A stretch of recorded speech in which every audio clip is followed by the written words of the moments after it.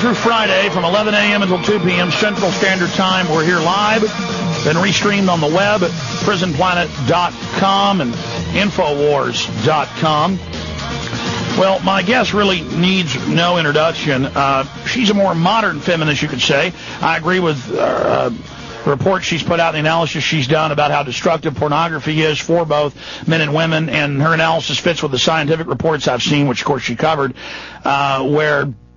This is what we have her on about today, but I'm saying she's very accomplished about how it doesn't turn men into these raving rapists like people thought it would 50 years ago. It actually turns them into men who don't interface with the women in their lives and who live in a fantasy land. It's very destructive for men, not just women, but that's some of the stuff she's written about. She's written multiple best-selling books, as I'm sure many of you know, and now she has valiantly come out and put out a new book, The End of America.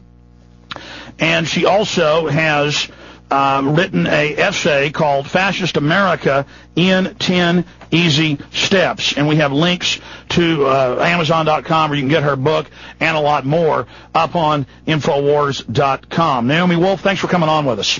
Thank you so much, Alex, for having me.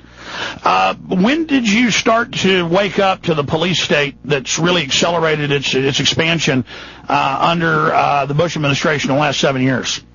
Yeah, well, it was definitely not something I wanted to think about, but I have a friend who's the daughter of Holocaust survivors, and she kept insisting when we talked about news events that they did this in Germany, and I was sure that this was, very extreme, irrational talk, but she finally forced me to sit down and start reading.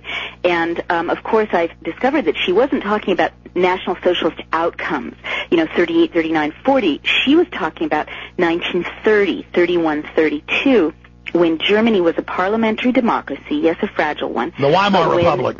Exactly, but a small group of people began very systematically to use the law and dismantle the Constitution and put pressure on citizens to subvert the law, and that opened the door for everything to follow. And then when I started reading this, I saw that not only were tactics and strategies being reproduced exactly right now by the Bush administration, but that actual sound bites and language and images and scenarios and sort of film moments are being reproduced. And then to summarize quickly, I looked at other times and places where a would-be dictator, whether on the left or the right, wanted to close down a democracy or crush a pro-democracy movement. And I looked at Italy in the 20s, I mentioned Germany in the 30s, Russia in the 30s, East Germany in the 50s, Czechoslovakia in the 60s, China's crackdown on the democracy movement in the 80s, Pinochet's coup in Chile in 1973. And what I saw, Alex, was that there is a blueprint. I mean, that everybody who wants to close down a democracy does the exact 10 things, they're 10 classic steps, and that unfortunately, I'm sorry to say, we're seeing each of these 10 steps being put in place in the United States today. And you've pointed out, and I've interviewed actual special forces colonel commanders from Vietnam and other places where this has been carried out, and people who are involved in death squads in Latin America, that our own government, not just the School of Americas for Latin America, in Fort Benning, Georgia, but other military bases and other spy schools and other officer training schools for foreign cadets are actually training the world. The U.S. for the last 50 years has been covertly, but now it's accelerating, training the world how to carry out these very policies, this very blueprint.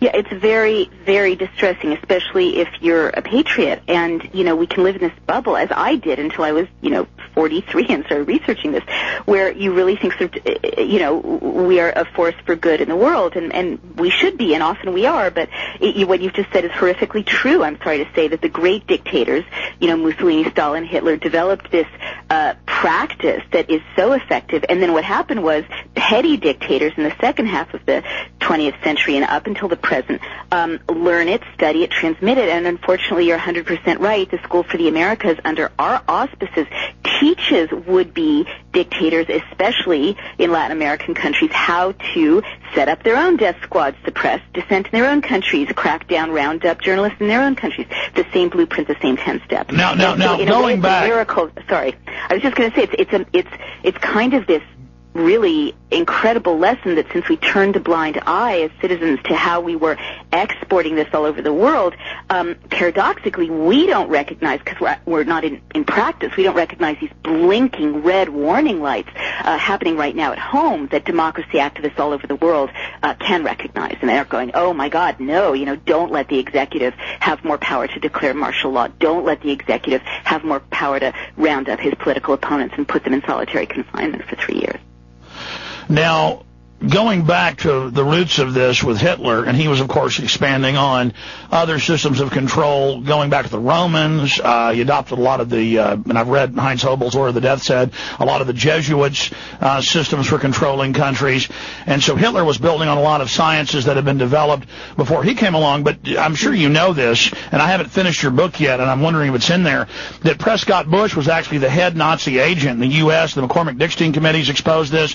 The guy that was about to be the Marine Corps Commandant, Brigadier General Smedley Butler, they tried to hire him to overthrow the government and set up a fascist dictatorship. So to see Bush even calling it Homeland Security, it was Fatherland Security there, setting up a Homeland Security, which is the Gestapo/SS. I mean, they're really going down the line. And then when you learn, and I'm asking, did you know this, that the Bushes actually got their first seed money from Fritz Thyssen, the man who bankrolled Hitler? Yeah. Yep.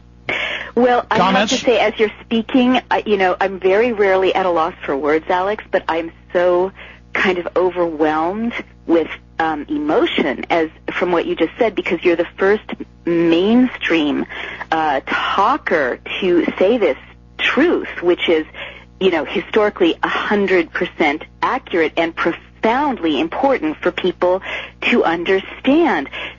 There was an attempted coup. Are you there?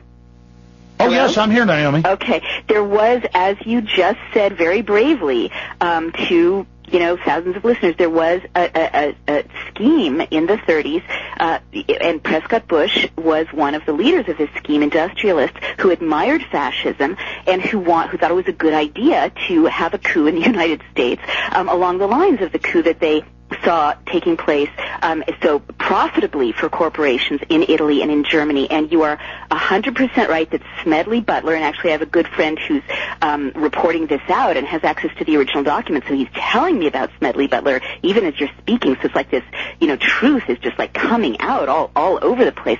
Smedley Butler had gone along with violent regime change for much of his career, but he was approached by these conspirators, including Prescott Bush, and he outed them, and he testified to Congress, and that these people were planning a coup in the United States. It's in the congressional record, and you are 100% right that Prescott Bush was in alliance with Thyssen, the great industrialist, the Nazi industrialist, and made millions and millions of dollars, basically the Bush family fortune. And then what is amazing to me and resonant to me is that when the Nuremberg trials finally were put in place, and these Nazi industrialists, some of whom had colluded with Americans, including, by the way, IBM, were about to be brought to trial and sent to prison, there was a moment at which they were going to look into turning the spotlight on their American partners. And that's why when I look at the laws that the Bush White House has drafted, like the Military Commissions Act of 2006, which are so consciously designed